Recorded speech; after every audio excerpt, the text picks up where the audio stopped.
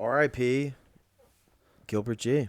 Gilbert G. Legend in the comedy game, doing it for decades upon decades. Passed away earlier today, day of our recording here. And both of us were lucky and fortunate enough to do a couple of gigs with him. But I mean, I've been a fan of his from before I ever been doing stand-up. Yeah. Just on the roasts on Comedy Central is Yeah. where I really found him. And then once you become a fan of him there, I start going down the rabbit hole on YouTube of other stuff from way before my time. Yeah. HBO specials. He was doing impersonations at Dice, which I don't think Dice was too big of a fan of.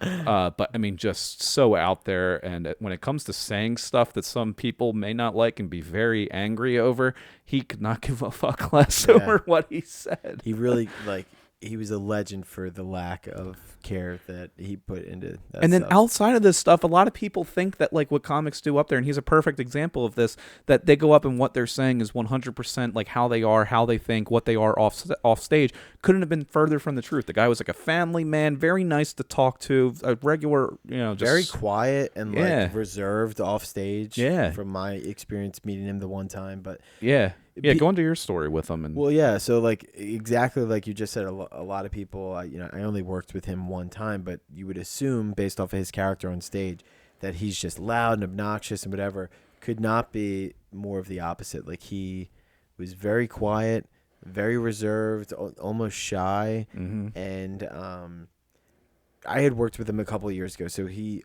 like when I worked with him, he already seemed like he wasn't doing that well. Like he seemed a lot older than what you might see aging on TV. pretty quickly. Yeah, like I had to help him in and out of the car, and he was up for the weekend. We were doing a show like up in the Poconos, and he was there the night before, and I was on the Saturday show. And so I picked him up at his hotel. We drove over to the gig together.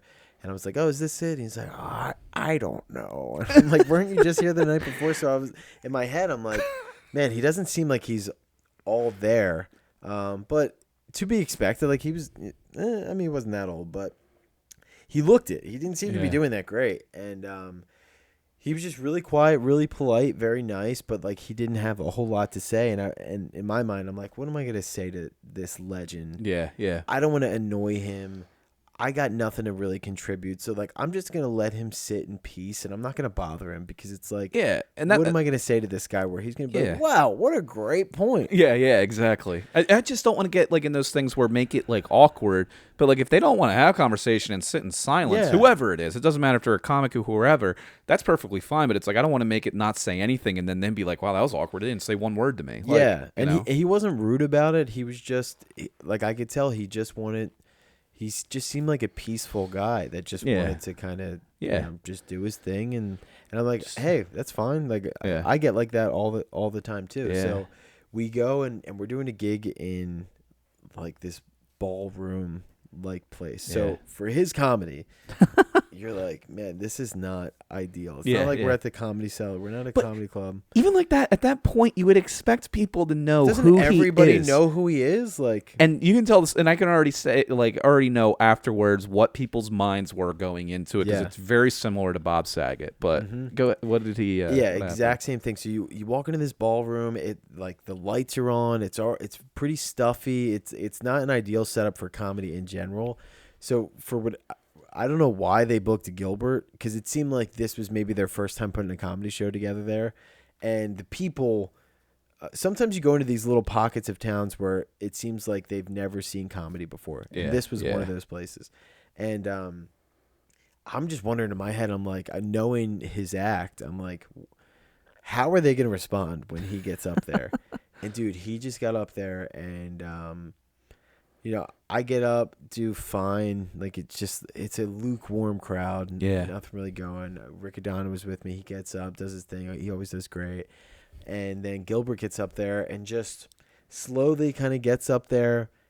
Doesn't give any room for banter or anything. Just gets right into it.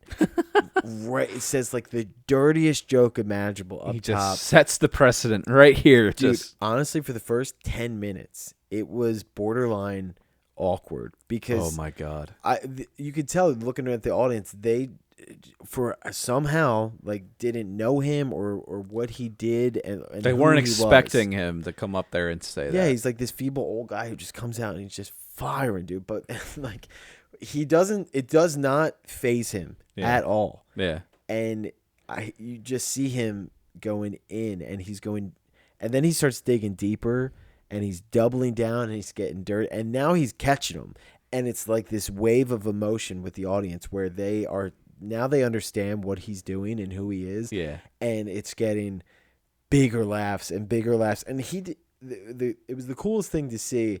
It didn't faze him at all, and the fact that he just doubled down, and he just kept going, and it just got better. Like he refused to cave from their reaction. So he's going. He winds up killing. Does a great job, and he gets off stage, and I got to drive him back to Manhattan from this gig in the Poconos, which is like a 3-hour drive. But before we right across lake houses owned by New Yorkers, right into Manhattan. Yeah. And so I like kind of help him like off stage. He's like, he just, he doesn't. It was funny because before he got on stage, I'm wondering like, is he as mentally sharp? Because physically, he didn't look great and whatever. He goes up and does an hour on stage though. You gets up, does an hour, and like doesn't. He's got it tight. Yeah. And but I'm like, who knows? Maybe he's been doing it for so long, just completely hasn't memorized. And then he waits around for all of his fans to come up to him afterward, and like he'll sign autographs for people, and he was talking to people. But then you get a lot of people that are trying to one up him with like, oh, let me say the dirtiest joke to Gilbert Gottfried or show him how funny I am. I'm sure headliners deal with that shit all the time. Oh yeah, they got to all the time. And people were drunk at this point. You get this one guy that is absolutely hammered. He comes up to Gilbert and he's like, I forget what he said. Gilbert had like a golden shower joke.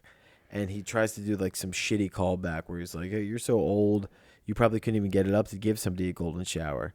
And without, like, Gilbert's like, like for most of the night, like, thank you, so like he's so old. Without skipping a beat, he just goes, no, but I can take a shit on your chest. And so quick. And I'm like, oh, he's completely there and with it and just whips it out when he wants to. Like, he had it ready to, like he was sharp. Yeah. And I thought that like he just doesn't feel like doing it all the time. It's probably just a lot of energy for him. But he just whipped it out. Yeah. And absolutely crushed. This guy was awesome. Because he absolutely has to get into doing that voice. But I'm sure after you do it for so long, I mean, the stories that he probably has, which I know he has a lot of them. I used to listen. I mean, there's so many podcasts now, but I used to listen to his a while back. It was Amazing Colossal Podcast. Yeah, that was good. It's great. Like he had, a bunch of people on there. It was always great. Artie Lang on that. It was so funny. Yeah, really good ones. But I know that he was recently on Rogan. He was there when he was doing Skankfest. He went to Texas right after he did the show that I did with him. And he went right down there and did that stuff, which is great that he got on there. Because you have like 2.5 hours of him talking, and there's a lot of the same, like, oh, I don't know. There's a lot of those. Like I heard Rogan ask him where he was like, what is your writing process? And when I was in the car with him, like we were in there for 3 hours, and I told him, I was like, dude, it's the only comedy question I'm going to ask you. But I was curious. I was like, how do you write your jokes? Because they're so obscure and so him. I was just curious, and he just was like, oh, it's been a long time since I've done any new writing. And I was like, all right, well, I'm not going to bother you. I'm sure somebody that's been in it that long, that's like how many times they get that type of question, which is definitely an intriguing question. Mm-hmm. It's just probably like the main one that he gets. So it's just like, but yeah, I mean, we did this show with him at old Soul Joel's last show under the dome, end of October. It was October 30th, I think it was. And he did 2 shows, did like 45 or so each one. Yeah. Still crushed it.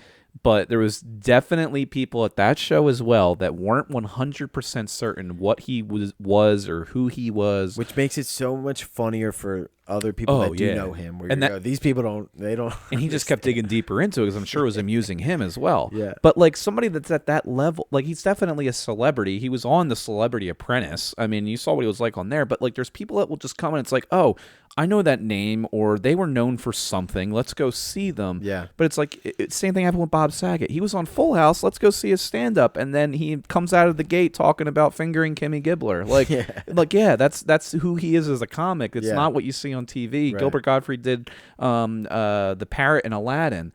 So, like, it's a little different. In the show, you could definitely see he needed help up on the stage, was definitely sharp and with it, though. Like, he was great to talk mentally, to. he was so sharp. And, just a little fragile, it kind of seemed like. Yeah, which, very skinny and I think that's frail. what it was. What he died of was a rare muscular type of disease, something like that. But the funniest thing with him, not even a direct story, is that night was great talking to him very intermittently in between shows was fun and everything. Very nice guy. The whole wedding speech, though, that my buddy did at my wedding, which I covered on the Hungry for Some Leftovers podcast, but essentially what it boils down to was that me and my buddy loved watching the roasts growing up.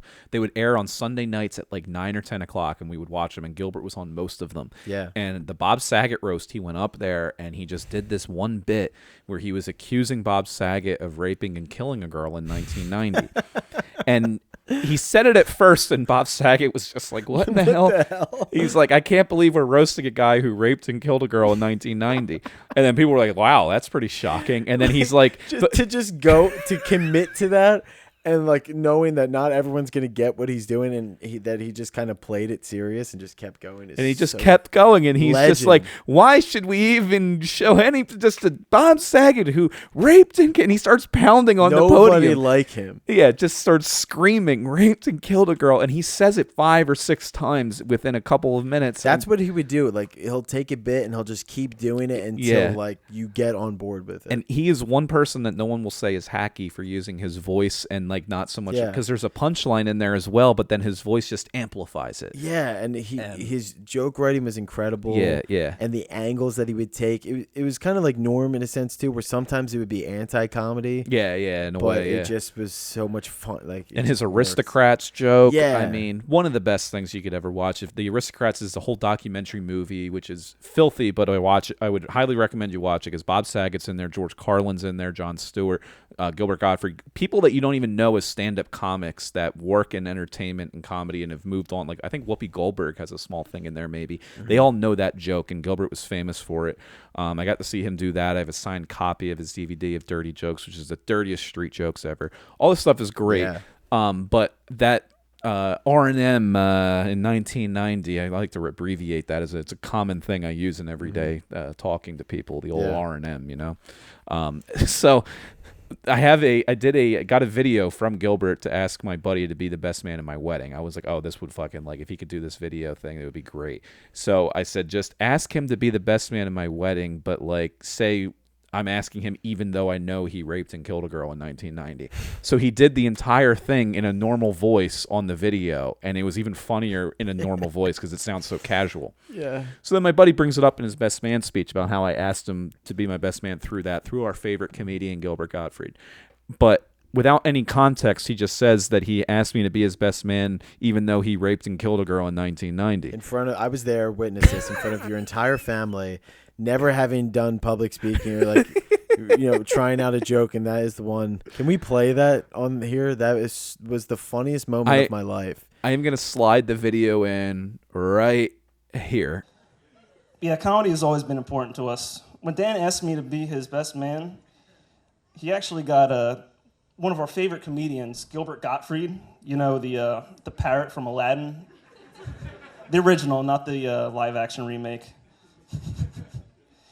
Anyway, shit.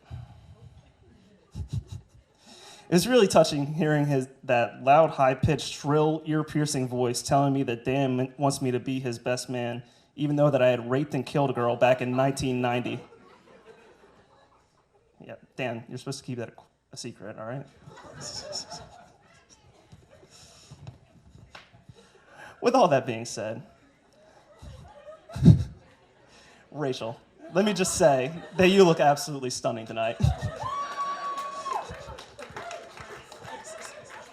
He decided to just whip that out in a best man speech with no context. And it like That was so funny. 175 people of friends and family. Everybody on both turned sides. around, like me and Sam were. What did he just say? Hey, what did he? Which He just? you got to give it to him because I don't think I have ever mentioned a rape and murder in my act. No. And he did it during the best man speech in front of your grandparents. It was. It's great though, and then he powered through, and then the next line was like, "Rachel, you look so beautiful." yeah, what a segue! That was the funniest part of the entire thing. Rachel's 13-year-old niece turned to her mother and was like, Yeah, "Is that true?" it's there. People doing math in their heads, like, "Wait a second, they were born in 1992. How did he commit a felony in 1990?" Yeah. It was so funny on so many levels, and all because of Gilbert Gottfried making a roast joke at the Bob Saget roast. So Dude, he did this one last thing I'll say about Gilbert that I remember from the gig that I did with him. Again, in a banquet hall, kind of stuffy, and he does this joke where I'm gonna butcher it to an extent, but it was like he was talking about some governor, some like recent governor that had been charged with conflict or with interaction with a minor or a governor. Yeah, some governor. I forget who, but it was like some sort of assault, like with his daughter or something like that. Oh, jeez. With a minor, he brings that up.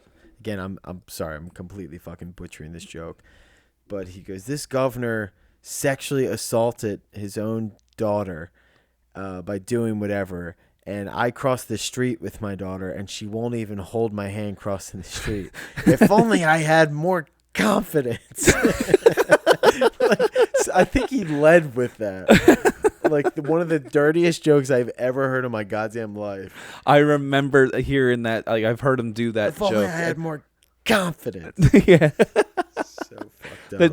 The writing of that, the wording, the everything. And I mean, obviously, just, like I said, I completely butchered But look- it. But like with the premise and the punchline, that was the general idea. and you got to look up his stuff on YouTube because there's tons of it from 30 years ago till like 2 years ago. Yeah. Tons of stuff out there on him. Hulu has a great documentary just called Gilbert, which is a very look into his life personally with Yeah. his wife in their place in Manhattan. Yeah. All the stuff that he would I hoard dropped from him hotels. off there. Yeah, it's a nice spot right Yeah. next. Yeah. Really, really nice spot. Yeah, and he just He was really nice. He was like, "Hey, do you want a picture?" Before I was like, "Sure." And we snapped a picture in the car and snapped a selfie. But R.I.P. Gilbert. Yeah, Rip Gilbert. Watch the documentary Gilbert on Hulu is great. YouTube it, go down the rabbit hole of it, and yeah, another legend. You got Norm, Saget, and Gilbert, who were like a trio Yeah, together, that all within the same year, yeah. which is wild. And I don't know how many more I could take of these legends. Yeah, Just three legends, man, for sure in the Yeah. comedy, Yeah. comedy game.